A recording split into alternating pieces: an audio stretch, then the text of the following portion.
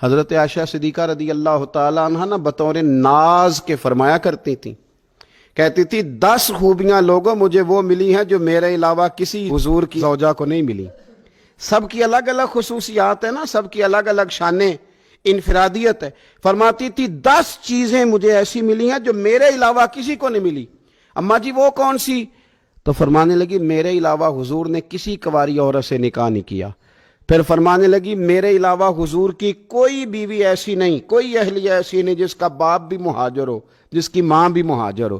اور پھر فرمانے لگی لوگو اللہ تبارک و تعالیٰ کا کرم دیکھو، رب کریم نے میری برات اور میری پاک دامنی کا اعلان عرش سے جاری فرمایا ہے۔ عرش سے حضرت عائشہ صدیقہ کے بارے میں 18 آیتیں سورہ نور کی نازل ہوئی۔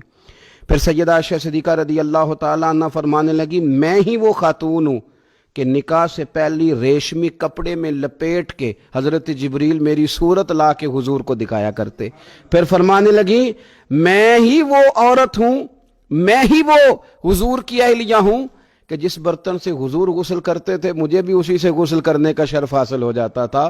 پھر فرماتی ہیں لوگوں یاد رکھو میں ہی نبی پاک صلی اللہ تعالیٰ علیہ وسلم کی وہ بیوی ہوں کہ میں حضور کے سامنے سوئی رہتی تھی، حضور تہجد کی نماز پڑھتے رہتے تھے، گویا جو انوار و تجلیات تہجد کے وقت وہاں نازل ہوتے تھے مجھے بھی اس میں سے خیرات ملا کرتی تھی۔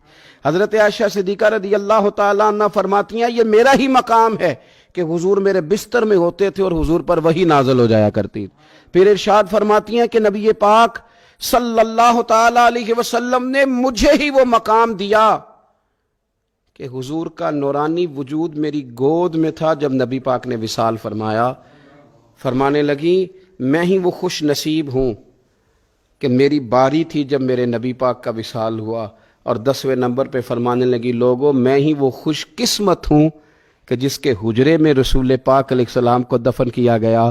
قیامت تک جس پر لوگ سلام بھیجیں گے جسے گنبد خضرا کہا جاتا ہے، یہ وہی مقام ہے جو حجرہ عائشہ صدیقہ کہلایا کرتا تھا۔ اللہ تو سیدہ عائشہ صدیقہ کے صدقے ماؤں پہ فضل فرما، بہنوں کے نصیبے اچھے فرما، اور بیٹیوں کو برکتیں عطا فرما۔ آخر دعوایا ان الحمدللہ۔